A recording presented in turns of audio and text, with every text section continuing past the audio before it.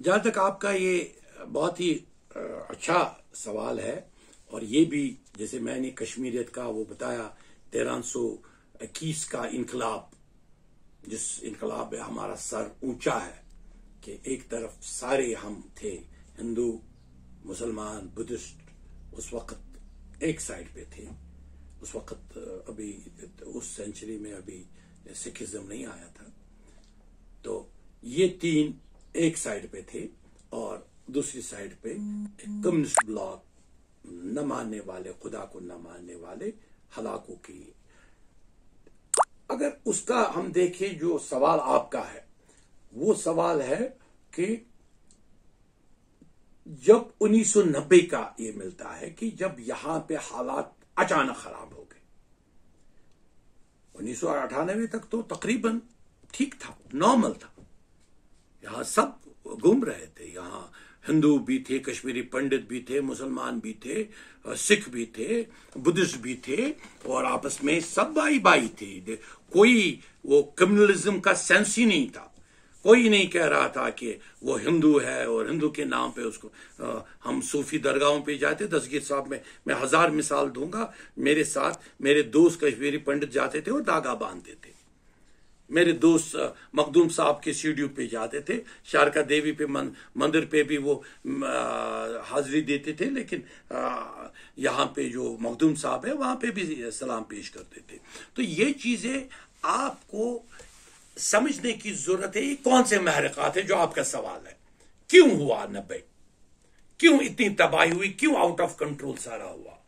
کیسے کشمیری پنڈت نکل گیا؟ میں آپ کو صحیح بتاؤں، اگر ابھی تک آج تک جب میں آپ سے بات کر رہا ہوں، آج ڈائلاگ ہو رہا ہے 26 کی تیاریاں بھی ہو رہی ہے، ڈائلاگ کی تیاریاں بھی ہو رہی ہے، تو 24 جون کی.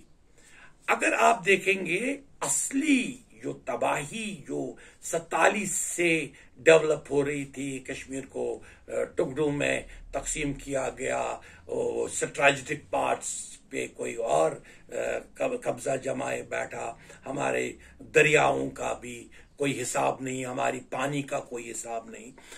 اس میں ایک جو یہاں کی پولیٹیکل جو جماعتیں رہی ہیں، ان جماعتوں کے بارے میں انالائز ضرور کرنا چاہیے کہ ان کا صحیح، میں تو ایک نان پولیٹیکل ہوں لیکن انالسٹ جو ہم کر رہے ہیں وہ لوگوں کی سوچ کے حساب سے کر رہے ہیں، ان کا رول بالکل وائلنس بڑھانے کا رہا، کیونکہ ان کو سیوٹ کر رہا تھا کہ جب ہندو اور مسلمان لڑے گا میں مسلمان کی میجورٹی کے ووٹ لوں گا، اس نفرت کے نام پر.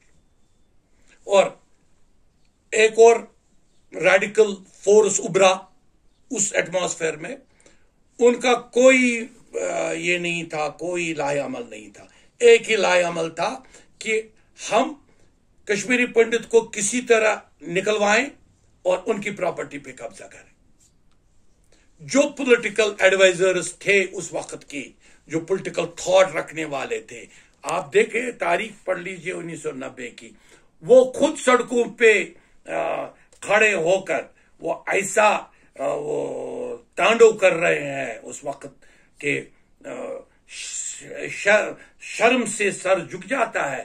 جب آپ دیکھیں جو پارلیمنٹ ممبر بن گئے، جسے اٹل واجپئی کی حکومت ایک ووٹ سے گرائی، پارلیمنٹ کے ایک ووٹ سے، اس کو صرف 2% ووٹ آئے تھے اس 90 کی تباہی کے بعد، کیونکہ ہی از دا بینیفیشری آف 90. ایک ٹیچر رہا ہے، میں نام نہیں لینا چاہتا، آپ خود ہی اینالائز کر لیجئے کون ہے. تو وہ اس وقت لوگوں کو بولتا ہے کہ بھئی میں تو انڈیپینڈنٹ کشمیر چاہتا ہوں. اگر وہ انڈیپینڈنٹ کشمیر اس وقت چاہتا تھا، پھر وہ پارلیمنٹ میں کیا گیا، کیا کرنے گیا؟ پھر کوئی اسے سوال کرے، کوئی ان لوگوں سے سوال کرے جو بی پی ایل تھے، بلو پورٹی لائن تھے 90 میں، اور بلینر بن گئے کیونکہ انہوں نے بھی ایسی پنڈتوں کی پراپرٹی پہ قبضہ کر دیا. کیسے ہوا یہ؟ کیوں ہوا ہے؟ What was this? Was it a political? کیا یہ پولیٹیکل ٹرم؟ نو. میجورٹی کشمیری کی آج بھی بات کرے، آج بھی وہ رابطے میں ہے کشمیری پنڈتوں کے ساتھ. کشمیری پنڈتوں اور کشمیری مسلمانوں کے درمیان ایک زہر کنوں نے کریٹ کیا، یہ ایک پولیٹیکل ایٹماسفیئر نے کریٹ کیا. یہ نہیں ان کو بگوڑے کس نے کہا کشمیری پنڈتوں کو؟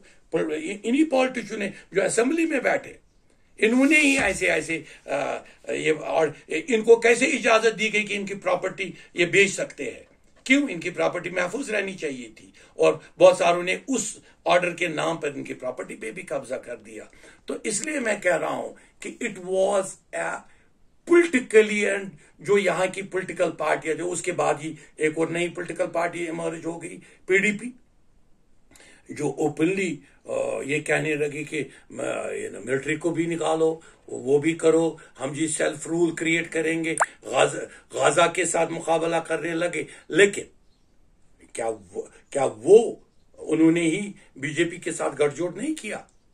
بیکاز اس کا مطلب تھا، وہ سلوگن تھا لوگوں کو بیوقوف کرنے کا، اور یہاں پہ پاور شیئرنگ کا یہ تھا. اور یہی ڈائلاگ کا بھی مقصد ہے. ڈائلاگ کا کیا مقصد ہے؟ بھئی ہمیں نوکریاں واپس دو، باقی سب بھاڑ میں جائے. 75 میں بھی یہی ہوا، سب بھاڑ میں جائے، 53 بھاڑ میں جائے، مجھے نوکری دو. وہ جو پرمٹ سسٹم تھا اس کا کیا ہوا؟